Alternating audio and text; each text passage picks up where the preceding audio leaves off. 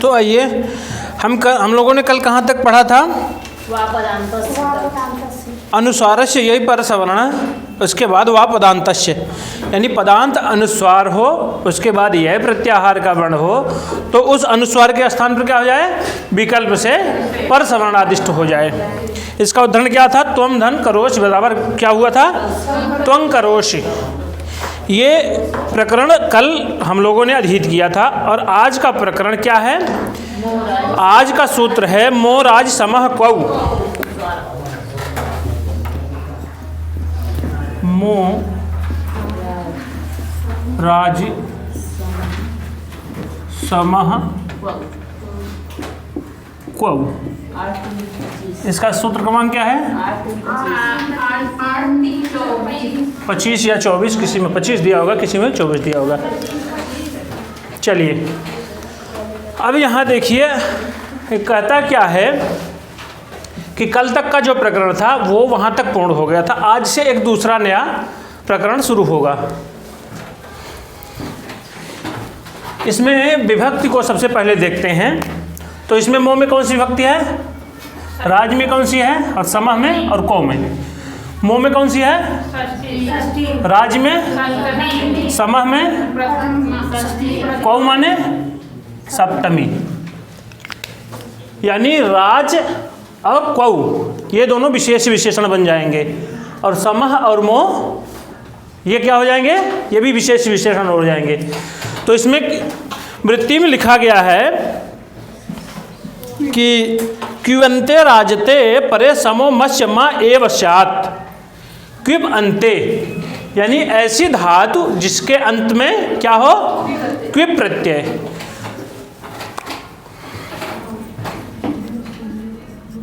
राज से जब क्विब प्रत्यय जोड़ेगा तो क्या बनेगा?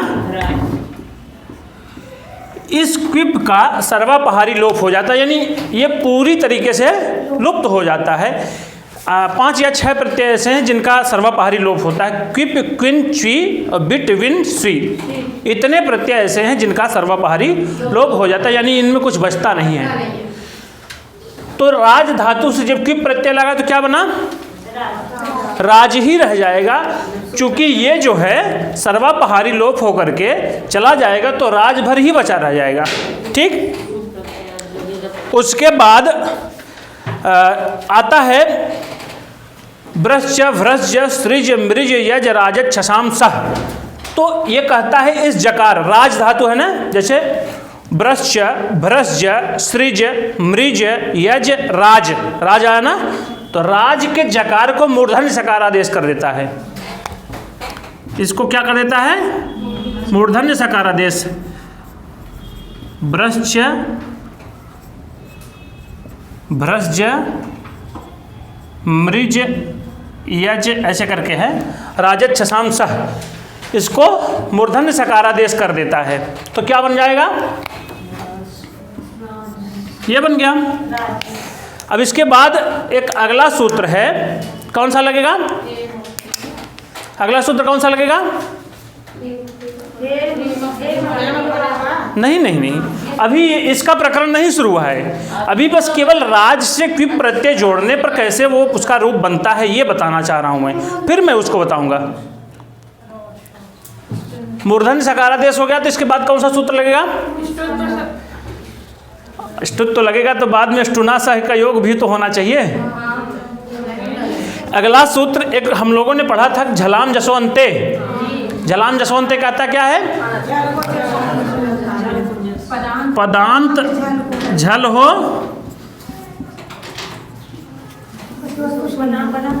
पदांत झल हो तो इस झल को जस आदेश हो जाए।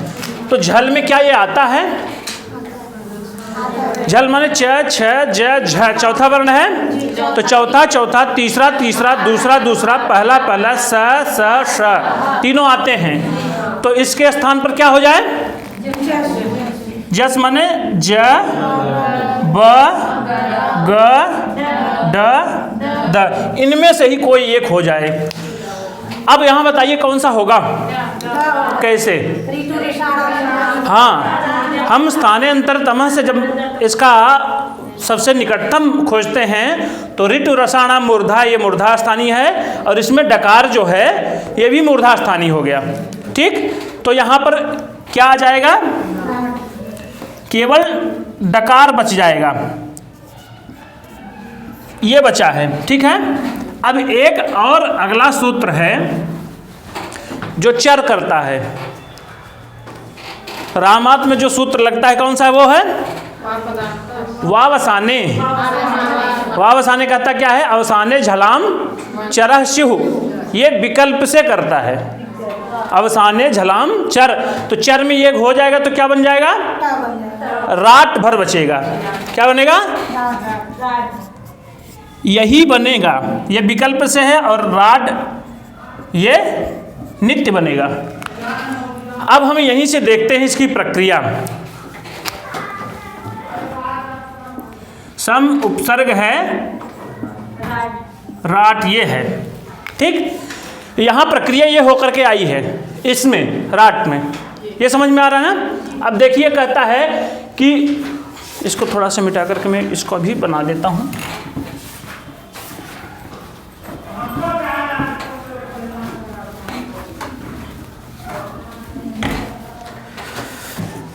इधर क्या हो, सम हो, इधर राज धातु, वो भी क्विप प्रत्यय वाली हो।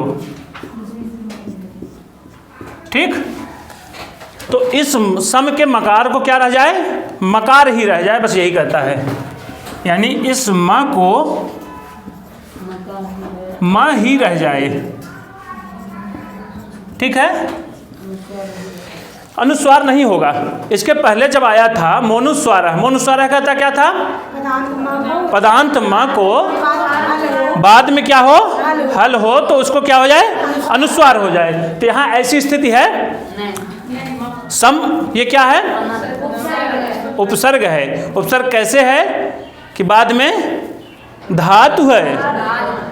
तो वहाँ हम लोगों ने पढ़ा था कि क्या है वो, पाणिनि का कात्यायन और पतंजलि का उपदेश जिसको कहते हैं, उपदेशः आद्योच्चारणम। तो ये उपदेश है, ये तो सम उपसर्ग या प्रत्यय या धातु, ये तो पाणिनि या उनके जो वैयाकरण समकालीन थे वही बताए हैं ना।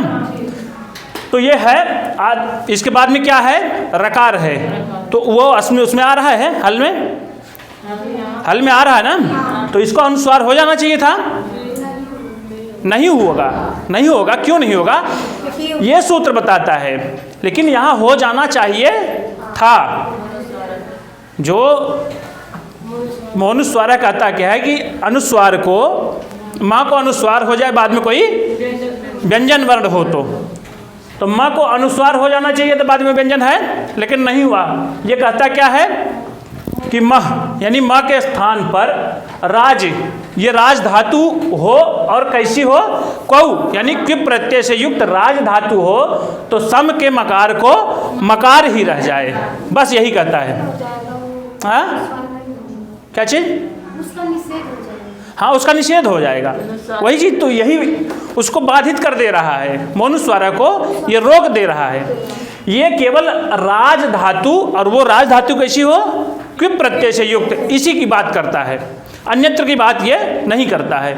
तो हम लोगों ने देखा जब राज धातु से क्विप प्रत्यय लगा तो क्या बना, राट या राड, तो वही राट यहाँ लिखा गया है। अब ये से क्या कहते हैं कि लगा देते हैं इसको, मो राज समह कौ से इस मकार को, यानी मकार ही रहने देते हैं।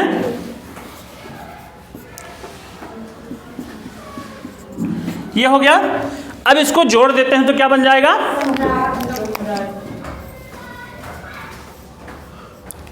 ये इसमें जुड़ जाएगा। माँ आधा है, मतलब व्यंजन केवल इसमें स्वर नहीं है, तो ये बन जाएगा, तो ये हो जाएगा सम्राट। क्लियर है।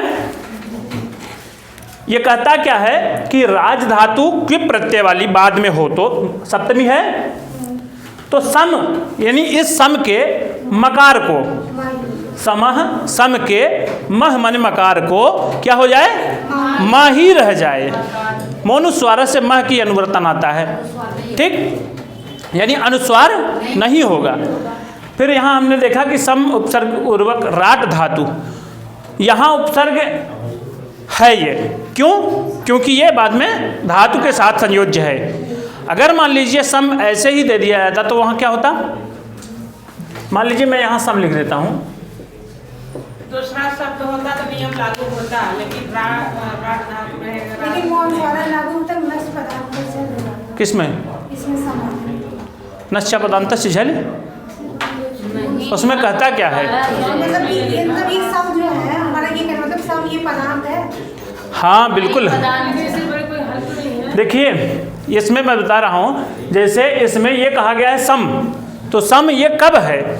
ये जब धातु के साथ संयोज्य है तब ये क्या है? उपसर्ग है। अगर मान लीजिए इसके अलावा कहीं, जैसे मान लीजिए ये सम लिख दिया गया, तो उसको आप क्या समझेंगे? धातु प्रत्यय समझेंगे, उपसर्ग समझेंगे, कि गति संज्ञा समझेंगे, कि एक वो उसमें आता है प्रत्यय होता है सब क्या? अरे वही मतलब अव्यय भी हो सकता है, अब प्रत्यय नहीं, वो मुंह से निकल गया। इसको कहते हैं कि क्षिप्र भाषण, जिसको आप लोगों ने भी पढ़ा होगा। मतलब भाषा में बहुत जल्दी बोलने के कारण भी ध्वनि परिवर्तित हो जाती है, क्षिप्र भाषण या आशु भाषण, तो ये थोड़ा सा कभी कभी हो जाता है। तो यहाँ इसको अव्यय समझेंगे, कि निपात समझेंगे, कि उपसर्ग समझेंगे, कि कर्म प्रवचनीय समझेंगे, कि गति समझेंगे। यहाँ कैसे? जब तो ये तो बताया गया ना, जब धातु के साथ जुड़ेगा तब उसको उपसर्ग समझेंगे। तो यहाँ तो मैं सम ऐसे ही लिखा हूँ, यानी ये अवसरानुकूल अपने को बदल लेता है। या धातु रहेगी तो उपसर्ग संज्ञा होगी, और बाकी गत संज्ञा और अव्यय, मूल रूप से अव्यय और निपात की श्रेणी में रखे जा सकते हैं, क्योंकि इनका जब अन्य अन्य अर्थों में जब प्रयुक्त होते हैं तब ये अपने स्थान को बदल देते हैं। जैसे यहाँ राज धातु से जब जुड़े हैं तो ये क्या हो गए? उपसर्ग हो गए। और यहाँ सर एक मिनट, अव्यय होते हैं वो तो कभी अपना स्थान नहीं बदलते, वो तो वैसे के वैसे ही अव्यय। तो यहाँ तो अव्यय ही हैं। इनकी विभिन्न दशाओं में जो परिवर्तन होते हैं वो उसके साथ कंडीशन जुड़ी होती हैं। यहाँ कंडीशन ये है कि जब ये राज धातु के साथ जुड़ेगा, राज धातु या किसी भी धातु के साथ जुड़ेगा, तब ये क्या हो जाएगा? उपसर्ग हो जाएगा। इसी प्रकार से जब गत संज्ञा होती है और अन्य अन्य संज्ञाएं जो हो जाती हैं, उनके साथ कंडीशन बता करके तब होती है वो। ठीक है, ये समझ में आ गया? चलिए, मोराज समह क्वौ, कितने प्रत्यय ऐसे हैं जिनका सर्वपारी लोप होता है? 6 प्रत्यय हैं। क्विप, क्विन, च्वी, बिट, बिन, स्विन, इतने हैं। ठीक है,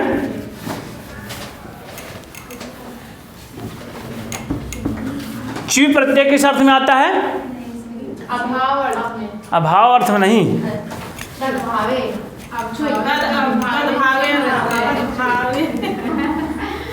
लगाइए दिमाग, तो मैं बता रहा हूँ।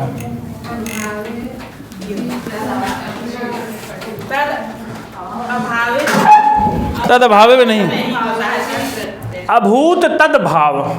अभूत माने जो नहीं हुआ है उसको ऐसा बना देना। जैसे वहाँ है कि कैसे है वो, अरे आपके शिवराज विजय में कई सारी जगहों पे आया है,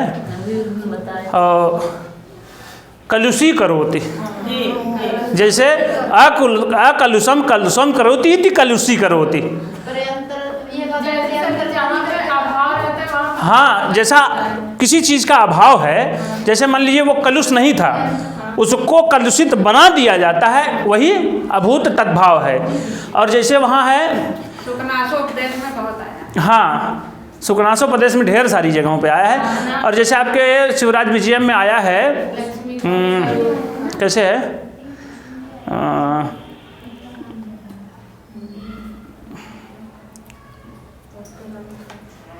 अरे वही जो मतलब कहते हैं कि कभी बहुत ज़्यादा मतलब ये यहाँ घने वो शहर थे, उसको फिर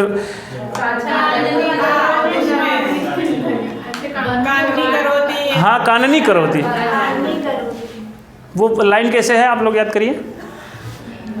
शिव के बारे में कहा गया है कि वही है सब करने वाले। तस्यैव महाकालस्य धीर धैर्य विधुर्य शांति महाकलय संक्षेपण यवन राज्याम कुरारूप ऐसा करके है, उठ नहीं रहा दिमाग में। चलिए अभी आएगा तो बताएंगे, ऐसे याद करने पे जल्दी से नहीं उठता है। वो पूरी पंक्ति का भाव मेरे दिमाग में चल रहा है, अब वो शब्द कैसे प्रयुक्त किए हैं वो नहीं डायरेक्ट आ पा रहे हैं। उसमें सर जो भाड़ में डाले जाते हैं, धुके जा रहे हैं ना, पुराण पीस के भाड़ में धुके जा रहे हैं। हाँ धर्मशास्त्राणि उद्धूय धूमत धोए धुआयन्ते पुराणानि पृष्ठवा पानीय सुपात्यन्ते ऐसे करके है, वो वहाँ नहीं है।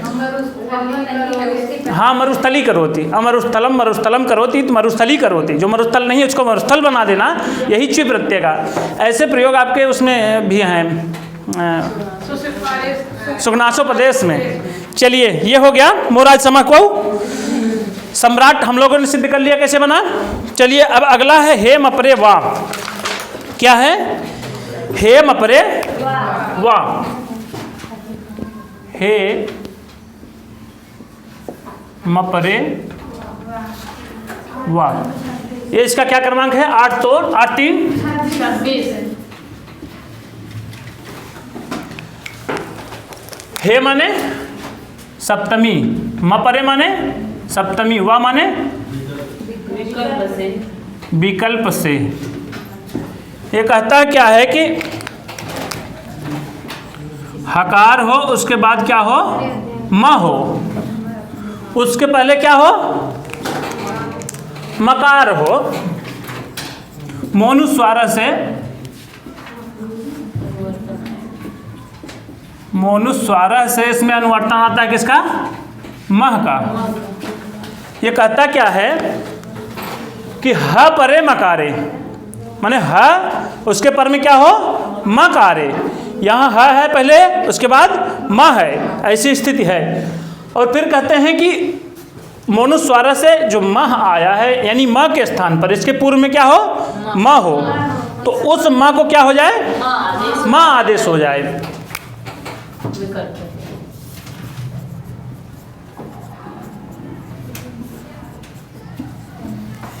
ये तो विकल्प से करता है, लेकिन इसका जो पक्ष वाला भाग है वो खड़ा रहेगा। वो क्या करेगा?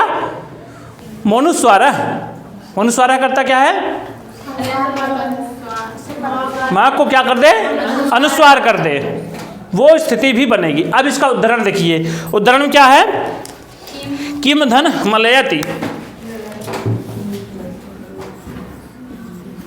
किम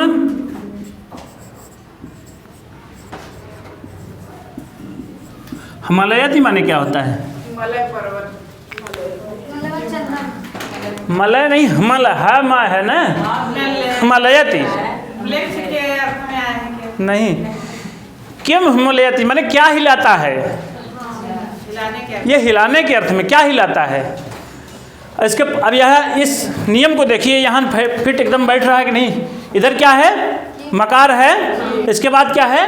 ह और म। इधर भी मकार है और ह और म है, बन रहा है। तो इस मकार के स्थान पर, चूंकि यह मह जो आया है अनुवर्तन, ये षष्ठी व्यक्ति वाला है, ठीक।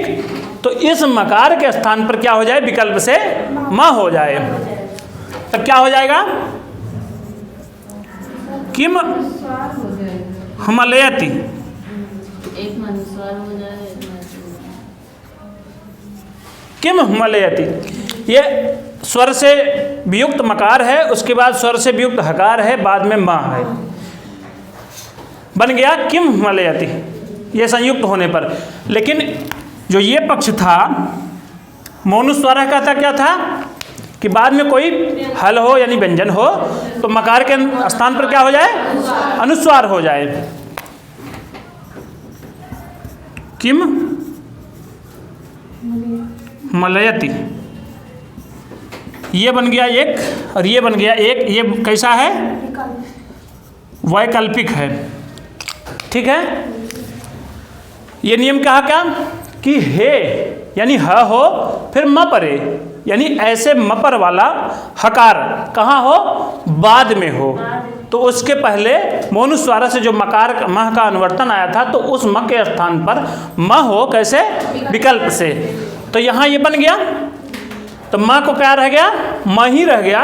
हमलयत को जोड़ने पर हमलयति बना, किम हमलयति, किम हमलयति, ये एक रूप बन गया। और दूसरा जब ये वैकल्पिक हुआ तो दूसरा क्या बना रहा, जो मोनुस्वारा यानी मोनुस्वारा, इससे अनुस्वार हो गया माँ को। दूसरा क्या बन गया, किम हिमालयति, किम हिमालयति। ठीक है, ये हो गया। अब आगे अगला सूत्र क्या है, वार्तिक है एक, यवल परे यवला वाम। इसको हटाया जाए, चलिए।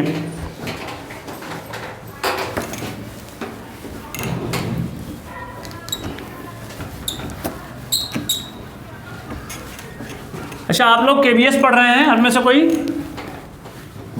मान लीजिए जो लोग भी पढ़ रहे हों, जो हमारे यूट्यूबर पर लाइव पढ़ते हैं, क्लासेस लेते हैं, उन लोगों से एक छोटा सा सजेशन है कि फल शब्द का रूप वहाँ गलत दिया गया है।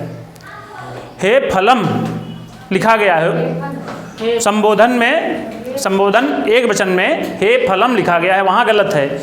और उसी को बाद वाले में, जो परिशिष्ट वाले भाग में जो धातु रूपों या शब्द रूपों की सूची दी गई, वहाँ हे फलानी ही लिखा गया है। क्या होगा वहाँ, विसर्ग नहीं होगा। वहाँ दिया गया है हे फलम।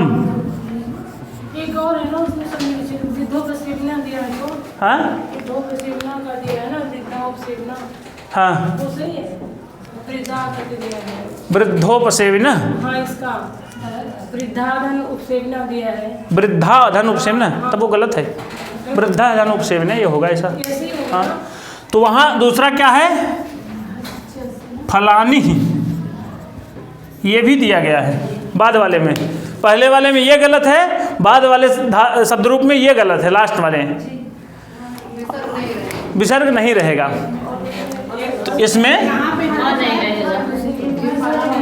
हे फल रहेगा यहाँ, और हे फलान यहाँ रहेगा।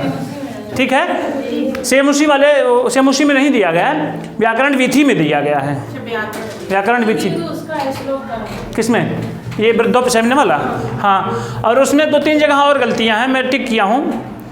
एक तो ये उच्चारण स्थान वाले जो वर्गीकृत करके बनाया गया है, एक चार्ट टाइप, उसमें भी यकार और इनके उच्चारण स्थान गलत हैं, एक एक ऊपर नीचे हो गए हैं टाइप करने में ही। चलिए,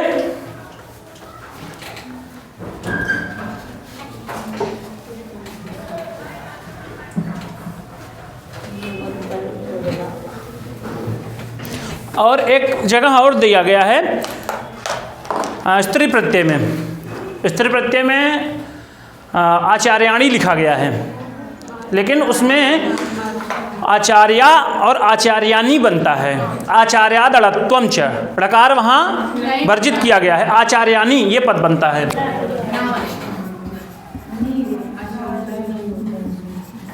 आचार्यानी ये बनता है, लेकिन वहाँ लिखा गया है आचार्याणी, ऐसा बताया गया है। कई जगह ऐसे 2-3 मिस्टेक हैं। हाँ, इसमें न कोड़ा इसलिए निषेध किया जाता है कि आचार्याद अड़त्वम, आचार्य से अगर स्त्री प्रत्यय वाला लग रहा है कोई प्रत्यय, तो उसकी जगह नकार को डकार न हो। वो सूत्र है आचार्याद अड़त्वम च। आप उसमें देखिए, लक्ष्य सिद्धांत जो मैं भेजा हूँ आप लोगों को, जिसको आप लोगों के वाचन करने के लिए मैं बोला हूँ। वाचन हो रहा है आपका? सारंग रवि वैदी ब्राह्मणी से क्या प्रत्यय होगा? हाँ, गीन।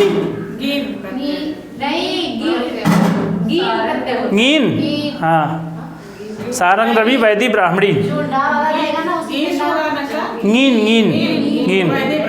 हाँ हाँ, पूछा गया था इसी बार, वैदी में पूछा गया था। अच्छा चलिए आगे चलिए, अगला है यवल परे यवला वा। ये वार्तिक है। यवल परे यवला वा, ये कहता क्या है? इसके पहले जो सूत्र हम लोगों ने पढ़ा था उसी से मिलता जुलता ये भी है। ये कहता है कि इधर क्या हो, म हो, इधर य व ल ये हो, तो क्या हो जाए? विकल्प से य व ल हो जाए। य व ल के कितने स्वरूप हैं? दो। क्योंकि हम लोगों ने पढ़ा था यवला द्विधा, तेन अनुनासिका अनुनासिक भेदेन यवला द्विधा। तो यवला द्विधा के एक ये हो गया, ये हो गया एक, और यहाँ वहाँ और ला। ठीक है, ये दो रूप बन जाएंगे किसके? यवला, यवला के दो दो रूप, य और ये मतलब सर माँ की बात हाँ वो मतलब ये वाला। हाँ बता रहे हैं, उसको बता रहे हैं। यहाँ ह रहेगा, ह या ह व या ह ल, ऐसा रहेगा। यानी हकार इसके परे हो, बाद में ये हो, यह वाला हो, तब इस मकार को क्या हो जाए? क्रम से या की जगह यह हो जाए। मकार को क्या हो जाए? या वहाँ ना हो जाए। मकार को विकल्प से इसका जो सवर्णी है बाद वाले का, यानी ये अनुनासिक है तो जो होगा वो अभी अनुनासिक वाला हो जाएगा। क्लियर है? अब इसका उदाहरण बताइए।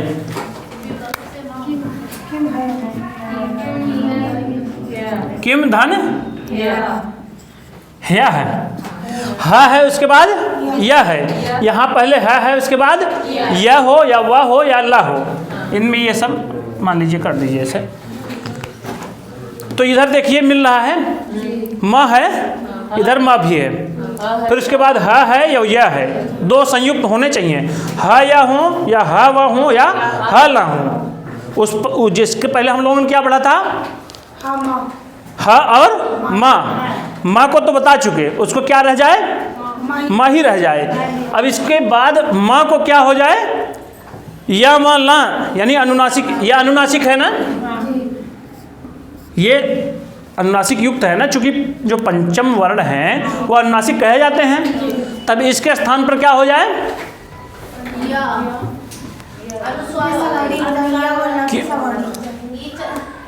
बाद में क्या है? यकार। तो इसके स्थान पर जो अनुनासिक होगा वही होगा, यानी बताए हैं कि यवला या वाला हो जाए क्रमशः। माने अगर यह ह या रहेगा तो इधर क्या हो जाएगा? या ह व रहेगा तो क्या हो जाएगा? व, और ह और ला रहेगा तो क्या हो जाएगा? ला। चूंकि इधर मकार के स्थान पर हो रहा है, यह अनुनासिक है, तो अनुनासिक युक्त ही जो आदेश होगा वही होगा। तो क्या हो जाएगा? किया यह है, क्या हो जाएगा? किया यह है। और ये कैसे है? विकल्प से। तो जो पक्ष वाला बनेगा वो क्या बन जाएगा? किस सूत्र से? मौनुस्वार से। तो यहाँ उसको भी लिख देते हैं। एक ये बन गया, दूसरा क्या बन जाएगा? किम। यह माने क्या होता है? यह माने बीते हुए कल। किम क्या हुआ? बीते हुए कल में क्या हुआ, इसका अर्थ है। कि यह है, एक ये बन जाता है, दूसरा क्या? किम यह। ठीक है, ये मौनुस्वार से है, ये यवल परे यवला वा से है। क्लियर है? चलिए अब अगला क्या है? नहीं, अभी तो केवल या को देखे हैं ना, अभी व और ल का शेष बाकी है। तो लब और देखते हैं। चलिए यहीं लिख देते हैं। किम धन वलयति।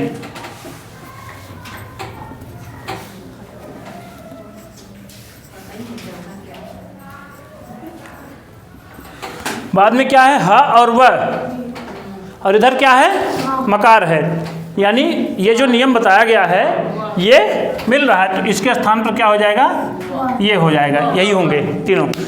तो बाद में क्या है, ह व है, तो इस म के स्थान पर अनुनासिक युक्त वहाँ हो जाएगा, तो बना दीजिए वहाँ, ठीक, कि माँ फलयति, ठीक। और दूसरे पक्ष में जो बनेगा वो क्या होगा, अनुस्वारा से अनुस्वार हो जाएगा, नकार। किम फलयति, ठीक है। यानी इसके दो दो रूप बन रहे हैं, इसके भी दो रूप बन रहे हैं, और बचा क्या है, लकार वाला, ठीक है। क्या होता है? इसका अर्थ क्या होगा? इसका भी वही क्या हिलाता है। फिर ला वाला देखते हैं, चलिए इधर ऊपर लिख देते हैं। हाँ हाँ, वही चालने अर्थ में, हिलाने अर्थ में, डुलाने अर्थ में। किम धन लादयति, ठीक है। ये ह है और ला है, इधर ह की बात किए हैं, इधर ला की बात किए हैं, तो इसके पहले क्या है, म है, यानी म है, ह और ला है, तो इसके स्थान पर क्या हो जाएगा, ला, वो भी कैसा, अनुनासिक युक्त, ये हो गया। तो बन क्या जाएगा, किला, किला लादयति। कौन लिखा है सर ये?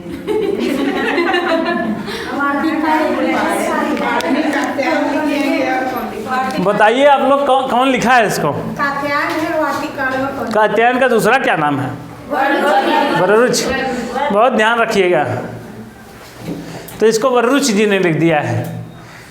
अरे अनुस्वार, और दूसरा क्या बन जाएगा, किम, किम ह्लादयति, किम ह्लादयति, ठीक है। ये दूसरा रूप बना, ये एक रूप बना। बन क्या कहता है कि यवल परे यवला वा, यानी हकार के पर में य व ल हो, तो उसके पहले जो मकार है उसके स्थान पर य व ल हो जाए, वो भी कैसे होंगे, क्योंकि मकार अनुनासिक है, तो या व ल, इसको हम लोग जानते ही हैं कि यवला द्विधा है, तो या व और ला ये हो जाएं क्रमशः। तो एक रूप बना किय यह, मोनुस्वारा से किम यह बन गया, और किम वलयति, हा वह है, इधर बताए थे हा और वह हो, तो किम वलयति बन गया। और दूसरा क्या रूप बन गया, किम वलयति, अनुस्वारा से किल ह्लादयति और किम ह्लादयति, ये रूप बन गए। चलिए ऐसे ही अभी बहुत रूप बनेंगे, अभी पढ़ते तो जाइए। हो सकता है एक बार लग सकता है कठिन है, बस एक ही बार लगे, उसके बाद नहीं लगेगा। आप लोग अगर मेहनत करके आएंगे तब, और अगर अन्यथा में आप यही सोचें कि हम कोचिंग चलेंगे वहीं भर पढ़ लेंगे और हमको आ जाएगा, तब के लिए तो भैया भगवान ही मालिक हैं आप लोगों के। इसलिए आप लोग पढ़ के आइए, और आप लोग जो स्त्री प्रत्यय वाला हम भेजे हैं ग्रुप में, उसको पढ़ते रहिए तब तक। परीक्षा में अगर एक दो क्वेश्चन ना फंस जाए बस उतना ही से, तब बताइएगा।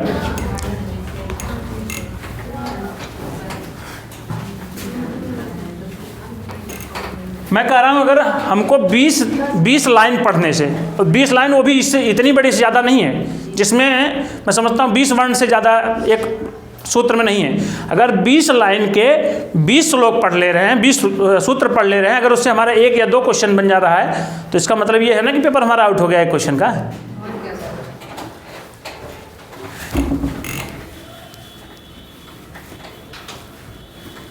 चलिए, तो इसका मतलब आप लोग पढ़ते रहिए। अगला क्या है सूत्र, न परे न परे न। इसके पहले हम लोगों ने पढ़ा था कि बाद में क्या हो, ह म हो या ह व हो या ह या हो या ह ला हो, इतने हो। अब कहता है कि न परे न, न परे न। इसका क्रमांक क्या है? 8 3 अच्छा, इधर आप लोग देख रहे हैं ज्यादातर सूत्र जो है कहाँ से आ रहे हैं? त्रिपादी के। ज्यादातर व्यंजन संधि में जो हम लोगों ने देख लिया है लगभग ज्यादातर त्रिपादी वाले ही आ रहे हैं। चलिए, न परे न कहता क्या है? न परे हकारे परे मत्स्य नो वा, यानी ना हो, इधर क्या हो? हा हो इसके पहले, तो इधर क्या हो? माँ हो। इस माँ को क्या हो जाए? ना हो जाए। विकल्प से ना आदेश हो विकल्प से, ठीक है। यानी इधर माँ हो, बाद में हा ना हो। इसके पहले हम लोगों ने क्या देखा? हा माँ हो, हा या हो, हा वा हो, हा ला हो। अब यहाँ देख लिए हा और ना हो, ठीक। इतने की बात, और इसके पूर्व क्या हो? माँ हो। तो अन्य के स्थान पर पहले तो एक ये बताए थे, इसके स्थान पर क्या हो जाए? माँ। और इसके स्थान पर या, और इसके स्थान पर वहाँ, इसके स्थान पर ला, इसके स्थान पर ना, ठीक है। अब यहाँ देखते हैं, इसमें उदाहरण क्या दिया है? किन किम हुनते, यही है ना? किम हुनते, किम धन हुनते, हुनते तिष्ठते सपते, ये कहाँ आया है? उदाहरण के रूप में आया है।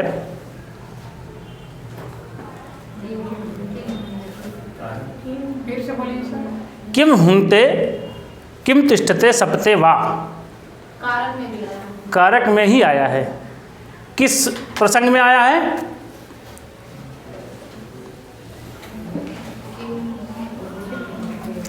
लगाइए दिमाग में, बता रहा हूँ। अच्छा, गोपी स्मरात हुनुते तिष्ठते सप्ते वा, ये आया है ना? हुनुते माने क्या होता है? छिपाना। किम हुनुते, क्या छिपाता है, ऐसा अर्थ निकल रहा है ना। आइए, नहीं नहीं, वो दूसरा है। वो मातुः निलीयते कृष्णः। चलिए, उसको हम पढ़ाएंगे तो बताएंगे।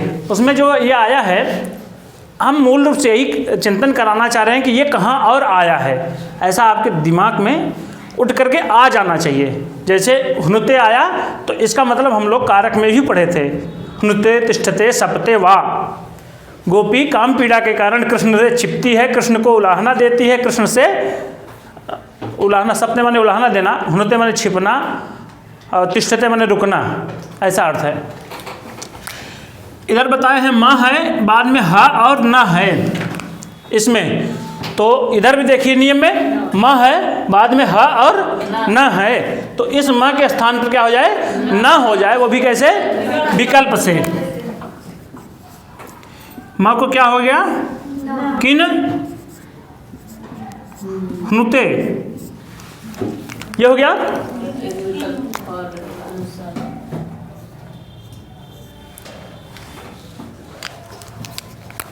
यहाँ यही कह रहे हो? नहीं, दूसरा विकल्प कर रहे हो। एक नित्य, ये तो विकल्प हो गया। चलिए, दूसरे पे क्या हो जाएगा विकल्प? जो दूसरा वाला पक्ष में ये कैसा बना? ये विकल्प नहीं बना। वैकल्पिक है। और जो मोनुस्वार कहता क्या था? पदांत मकार हो, बाद में कोई व्यंजन हो, तो उस मकार को अनुस्वार हो जाए। तो यहाँ किम पद है, किसका रूप है ये?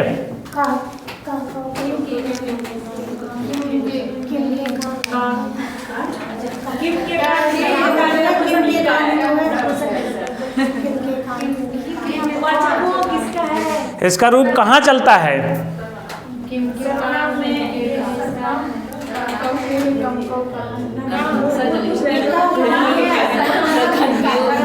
अरे भाई, कह कौ के ये तो पुल्लिंग में चलता है, का के का स्त्रीलिंग में चलता है, किम के का नपुंसक में चलता है। तो इतना काहे घबरा जा रहे हैं आप लोग? एक लोगों को बताने से काम थोड़ी चल जाएगा। समवेत रूप से बताएंगे तब हमको सुनाई दे। कम तो थोड़ा सुनते कम है। तो क्या हो गया? किन हनुते, एक ये वैकल्पिक रूप बन गया। और मोनुस्वारा कहता क्या था कि पदांत मकार हो, उसके बाद कोई व्यंजन हो तो उस मकार को अनुस्वार हो जाए। तो दूसरा क्या बन जाएगा? किम हनुते। ये दोनों रूप बन गए। नियम यही था कि न परे, यानी हकार और नकार, ऐसी स्थिति में जो हे म परेवा था वहाँ हे का अनुवर्तन यहाँ आएगा। हकार हो और उसके बाद नकार हो, ऐसे परे होने पर म यानी म के स्थान पर क्या हो जाए? न हो जाए, विकल्प से। अब यहाँ का प्रकरण जो चल रहा था मकार हकार ये यानी ये वाला, अब ये प्रकरण होता है यहाँ समाप्त। अब एक अगला प्रकरण शुरू होता है आद्यन्तौ। आदन्तौ नहीं है, आद्यन्तौ टकितौ। आद्यन्तौ में कौन सा समास है?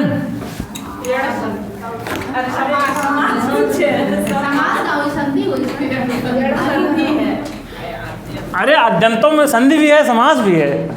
क्या जरूरी थोड़ी है कि द्वंद्व है? कौन सा द्वंद्व है? कौन सा द्वंद्व है? अरे वहाँ समाहार द्वंद्वश्च नपुंसकम स्यात्, नपुंसक लिंग में हो जाता है। इतरेतर द्वंद्व समास है। रामश्च लक्ष्मणश्च, राम लक्ष्मणौ।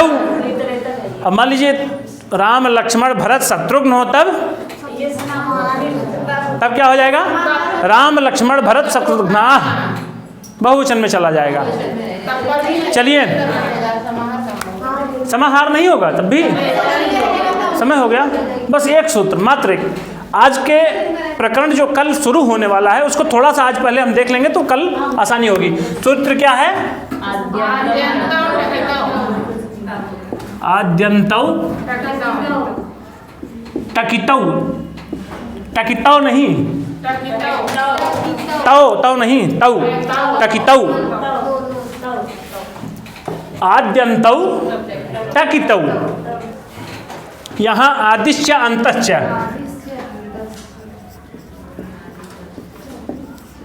आदिश्च